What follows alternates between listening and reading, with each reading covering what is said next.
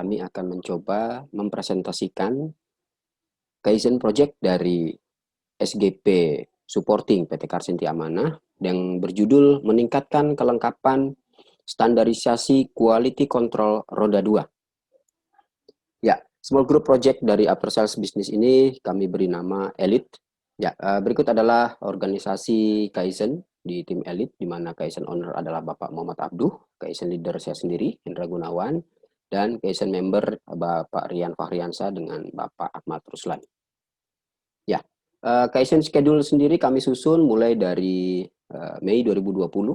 Ya, kita masuk ke menentukan tema, di mana tema Kaizen di sini adalah kita juga harus mengkonvert ya bahwa kegiatan ini dapat berefek berimbas kepada terpenuhinya KPI dari after sales support section head, di mana di situ ada brand standardization, kemudian turun menjadi OYAP dari after sales business department QC staff ya, di mana di poin 3 kita lihat di situ ada melakukan prosedur QC unit sesuai standar R2.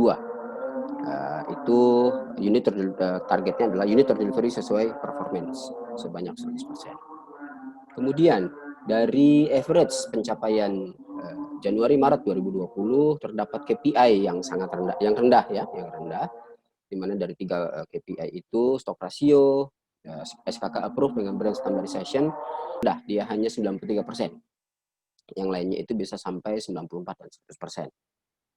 Kemudian dari itu kita breakdown kembali ya, ada apa dengan KPI brand standardization tadi, yaitu bahwa dari beberapa brands atau cabang ya, itu di quality control HO Makassar yang paling rendah. Kalau kita lihat di tabel di sini berdasarkan minimum requirement itu hanya 83%, di mana 85% itu dari tools, prosesnya 80%, berarti ada di bagian proses atau tools yang masih kurang memenuhi KPI di HO Makassar, khususnya bagian quality control.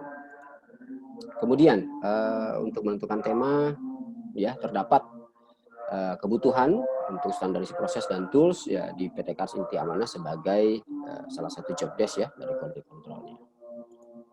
Kemudian kita berlanjut ke tahap 2 yaitu analisa kondisi yang ada.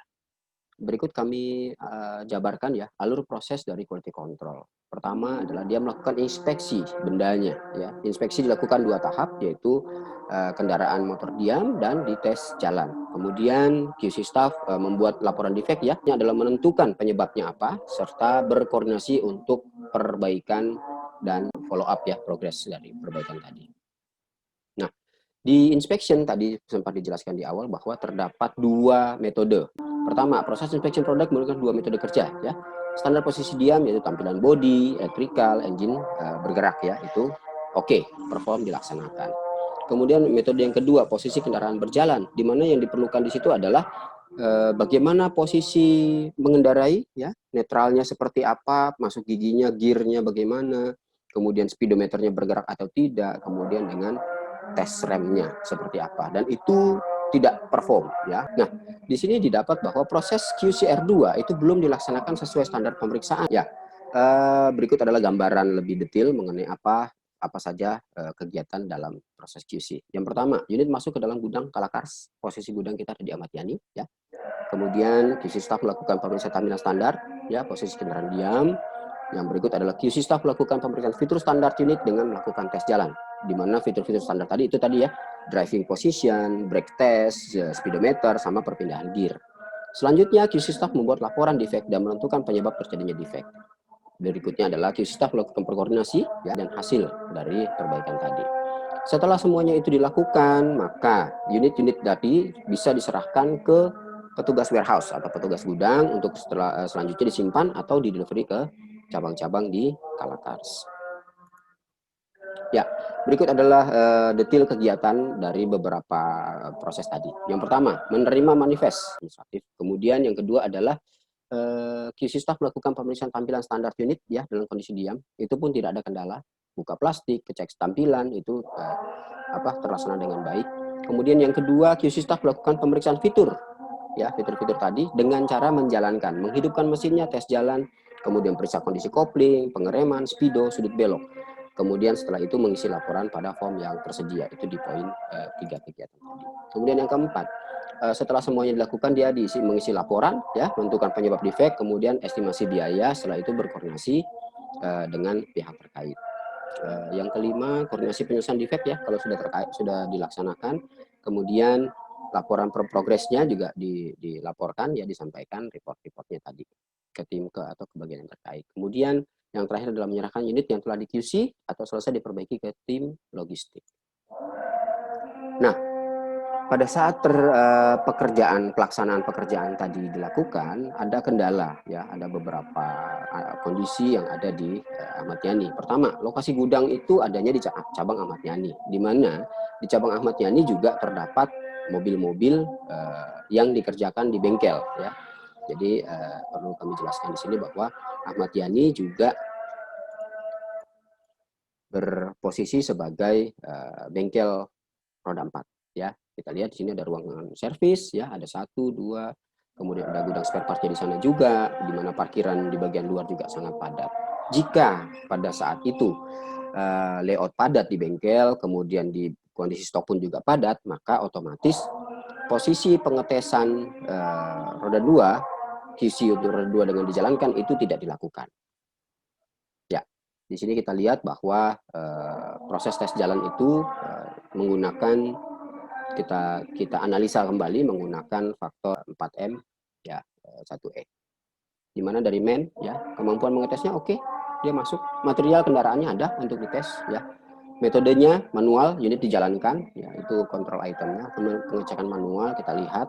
Nah, ini yang kendala. Di sini evaluasinya adalah X. Kemudian di mesin, ya, QC tools itu ketersediaan alatnya. Di sini juga kita evaluasinya X, ya. Masih belum terdapat tools yang diperlukan. Kemudian environment, lingkungan kerja, di mana harusnya luas atau sesuai lah, ya, dengan kondisi pengetesan, tapi secara aktualnya itu kadang ada, kadang tidak, sehingga tidak konsisten di situ. Dan kemudian kami menetapkan target, di mana target itu kita menggunakan metodologi SMART, ya, dari mana S-nya itu spesifik adalah kita ingin meningkatkan KPI, ya, KPI mengenai standardization branch. Kemudian ukurannya adalah KPI standardization tadi dari 93 menjadi 96, kemudian meningkatkan persentase pemenuhan minimum requirement dari 83 ke 100%. Kemudian kita dari sisi attainable-nya adalah proses quality control ini lengkap, ya. Yang lengkap dilakukan dapat menjaga kualitas produk saat diterima oleh konsumen. Jadi ada kepuasan pelanggan di situ sebagai tujuan kami juga. Dan relevan, ya, relevan karena standar tadi itu juga sama dengan target yang telah diberikan oleh perusahaan. Mengenai waktunya sendiri atau time base-nya itu kami agendakan di W4 Oktober 2020. Ya, penetapan target. Kami ingin memastikan bahwa prosedur QC menggunakan tes jalan itu dapat terlaksana secara konsisten. Di mana itu ada 4 hal utama yang ingin kami dapat untuk pemeriksaan kondisi netral, drive position, smooth gear switching, ya, perpindahan gigi, speedometer, dengan brake test itu dapat terlaksana secara konsisten. Nah, tadi metode 4M1E terdapat 3 hal, 3 kondisi yang tadi secara evaluasi statusnya tidak terpenuhi, ya, atau X. Di mana metode tes jalan itu dari idealnya konsisten itu tidak konsisten. Kemudian dari hasilnya adalah hasil, waktu, dan biaya, ya. Itu di sini hasilnya ada segitiga, sementara waktu dengan biaya adalah oke, ya. Kemudian mesin, kelengkapan alat QC dari tersedia menjadi ada kurang di situ. Kemudian lingkungan, ya, environment, luas gudang QC tersedia sesuai jumlah tapi dia sempit. Dari 3 potensi kendala di gudang itu diambil root cause yang dapat ditangani dengan perhitungan biaya yang rendah dengan waktu, ya. Kita lihat dari hasil, waktu dengan biaya komparasinya, yaitu ketersediaan alat QC dan kelengkapan alat QC sehingga tes jalan dapat konsisten dilaksanakan. Ada 2 hal yang kita mau kaizen, yaitu metode dengan mesin, di mana berdasarkan dari ECWSN sendiri, ya, yaitu efektivitas, cost, waktu, dan capability, maka sebagai rencana penanggulangan yang akan kami lakukan adalah membuat alat QC tools dengan kreasi sendiri, gitu. Kenapa alat ini? Ya, nanti kita akan bedah, ya, di mana alat tools untuk kita membuat sendiri itu dari sisi biaya dia rendah, ya, dari sisi summary ECWS-nya juga dia sangat tinggi. Dari kalau kita beli pengadaan itu ada hanya 3, ya, sementara kalau kita membuat sendiri itu sampai 9, berarti 3 kali lipat bobotnya lebih baik daripada kalau kita melakukan pengadaan untuk alat QC tools itu sendiri. Nah, keputusan tadi ada alat ya, 2. Menurutku sudah disepakati tadi, alat dan kelengkapan alat QC yang kurang ya. Kemudian rencana idenya adalah membuat alat QC yang dapat menggerakkan roda belakang dan belakang, namun unitnya tetap diam. Lokasinya di mana? Lokasinya di gudang Ahmad Yani. Aktivitas, kita mendesain alat QC ya, untuk R2. Kemudian yang kita pakai di situ, konsepnya adalah menggunakan roller ya, sehingga unit dapat diam, tapi roda dapat berputar. Waktunya kapan?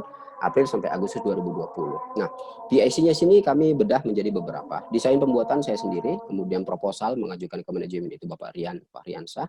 Standarisasi prosesnya Pak Ahmad Ruslan, yang menggunakan itu adalah QC staff yaitu Akbar. Untuk perkiraan biaya pada saat kegiatan ini dilaksanakan adalah Rp8.703.000. Ya, ini adalah ide awal. Jadi konsep awal apa, bagaimana dengan desain mentahnya itu seperti ini. Jadi bahannya menggunakan besi siku ya, lantainya dapat menggunakan plat bordes. Konsepnya begini ya, gambar awalnya kita pakai piring yang ditangkupkan yang bisa diputar-putar. Kemudian pensil ini adalah ilustrasi dari motor ya, ban motor bagian depan. Jadi kalau dia dibelokkan kiri kanan itu seperti apa ya. Kemudian gambarnya seperti ini dan konsep alatnya seperti yang di bagian kanan. Rencana penanggulangan kita menentukan untuk membuat sendiri alat tadi dengan kisaran harga sekitar 8.700.000 dan lama pengerjaan sekitar 14 hari. Berikut adalah bukti proposal ya pada saat kami mengajukan ke manajemen kami di KAS. Ya, plannya adalah yang pertama, QC staff menempatkan roda depan pada bagian roller tengah, melakukan pemeriksaan speedometer apakah bergerak atau tidak. Kemudian yang kedua, QC staff menempatkan roda depan pada wheel chock ya penahannya, kemudian ban belakang pada roller untuk melakukan pengetesan gear, perpindahan gigi dengan tes rem. Begitu rencananya. Penanggulangan dan pemeriksaan hasil di mana pada saat proses pembuatan ya untuk bubut-bubutnya kami lakukan di bengkel bubut, namun untuk pengerjaan kelanjutannya memastikan bahwa benda-benda itu bisa digunakan itu melalui tim kami sendiri. Ya, ini adalah persiapan-persiapan ya pada saat kami mau melakukan perakitan alat-alat tadi. Alat tadi kalau kita lihat itu kan masih dalam bentuk terpisah ya. Atau standar flow prosedur untuk Elite QC Tools. Pertama, posisi motor yang akan dites itu dikondisikan ya berada tepat pada alur atau posisi di alat tersebut. Posisikan motor pada bagian tengah alat, dorong ke depan ya, posisikan bagian ban belakang tepat pada tengah roller ya di sini dan ban depan pada stoppernya. Setelah semua dalam posisi aman ya, kemudian motornya dihidupkan, kemudian dilakukan pengetesan dari gear 1 sampai top gear ya. Setelah itu maka posisi ini di mana posisi tes jalan ini sudah dilakukan secara konsisten, maka dimasukkan ke dalam form checklist yang tersedia untuk bagian yang mencatat hasil tes jalan tadi. Nah, hasilnya dapat kita jabarkan di sini bahwa sebelumnya tes dalam posisi jalan itu tidak terlaksana, tapi setelah adanya alat ini maka tes pemeriksaan kendaraan ya, uji kualitas kendaraan dengan kendaraan dijalankan itu terlaksana dengan konsisten. Terlihat jelas di sini ya, before dengan afternya. Ya, selanjutnya evaluasi hasil. Jadi dampaknya apa tadi dampak Project Kaizen Elite QC Tools ini terhadap SQC di MPE? Secara safety, lebih safety ya. Terkadang ya bisa saja ya itu pada saat dites di layout Ahmad Yani itu bisa terjadi senggolan ya. Nah, tapi di sini kita zero accident. Secara kualitas itu konsisten ya. Dari yang pertama tidak konsisten dilakukan, tapi sekarang lebih konsisten. Cost biaya. Nah, kalau kita ngetes dengan kondisi unit yang banyak, dengan kita harus menjalankan kendaraan, berarti perlu kemungkinan menambah MPP. Tapi dengan adanya alat ini kita tidak perlu menambah MPP. Kemudian delivery ya, delivery waktu maksudnya di sini unit-unit yang dites tadi dari yang tidak teratur menjadi lebih teratur ya, kita bisa memastikan lead time pemeriksaan lebih terjaga. Kemudian moral dari atau kepercayaan diri dari PIC yang melakukan pengetesan, kalau dia berada di antara dua kendaraan mobil kan celah yang sempit itu kan tidak pede ya, takut tergores dan sebagainya. Tapi dengan alat ini ya kepercayaan diri dari PIC-nya itu lebih terbangun. Kemudian dari sisi productivity ya, lead time pengerjaan tadi disampaikan dari tidak ditahu berapa lama, ini sekarang bisa ditahu berapa lama lead time-nya. Nah, dari lokasi gudang pun ya, yang kemarin-kemarin mungkin bisa terlihat berantakan, ya sekarang bisa lebih teratur karena sudah ada posisi-posisi yang disesuaikan. Ya, lanjut. Tadi dari SQD dari sisi lain hasil KPI, sekarang kita lihat dari KPI ya. KPI sendiri ya setelah adanya ini ya dari branch quality control khusus di quality control Makassar itu bisa sampai terus dengan prosesnya dari 85 menjadi 100, dari proses dari 80 menjadi 100 sehingga before 83 afternya bisa 100 dan itu target dari KPI kami bisa tercapai.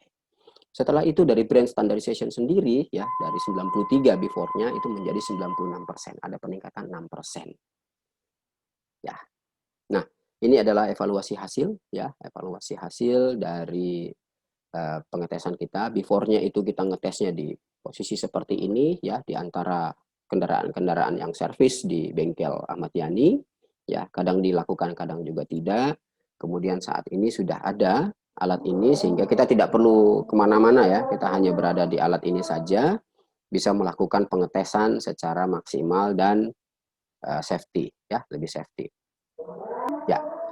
Kemudian standarisasi dan tema berikutnya ya. Kami membuatkan standarisasi, sosialisasikan kepada tim ya yang mengerjakan yang melaksanakan QC tadi yaitu pada 1 Oktober 2020 ya. Itu sudah kami buatkan. Kita juga sudah memasukkan ya poin-poin atau report pemeriksaan secara berjalan itu di quality inspection ya khususnya di R2 di mana di situ sudah ada kita masukkan pemeriksaan hasil pemeriksaan secara jalan tadi. Nah, untuk naik Kaizen-nya sendiri kita ingin memastikan bahwa alat ini bisa konsisten secara kontinu dipergunakan. Kemudian jika ada masih bisa di-upgrade kita akan coba untuk menjadi tema Kaizen tahun depan. Nah, untuk net quality income sendiri ya secara perhitungannya untuk peningkatan pendapatan ya, secara manpower kita minimum ya. Kita asumsikan bahwa gaji per bulan estimasi sekitar 3.250.000. Yang idealnya adalah menggunakan 2 orang, kita menggunakan alat ini sehingga hanya 1 orang saja sudah cukup. Kemudian alokasi gudang ya. Kalau kita tidak menggunakan alat ini maka kita wajib untuk menyewa tempat yang lebih luas ya, paling tidak sekitar 100 meter ya jarak untuk pengetesan tadi dari gigi 1 sampai top gear gitu. Nah, estimasi atau asumsi dari NKI bulanannya adalah sekitar Rp9.500.000. Sehingga kalau misalnya itu kita dalam setahun ini bisa kita bukukan mulai dari bulan Oktober ya, Oktober, November, Desember sekitar 3 bulan dikurangi dengan biaya-biaya pembuatan alat ya dengan work hour-nya juga itu sekitar 22 jutaan. Itu bisa terlihat di format NKI yang sudah kami submit ke panitia. Ya, demikian penyampaian kami, presentasi kami untuk Kaizen Elite ya. Terima kasih.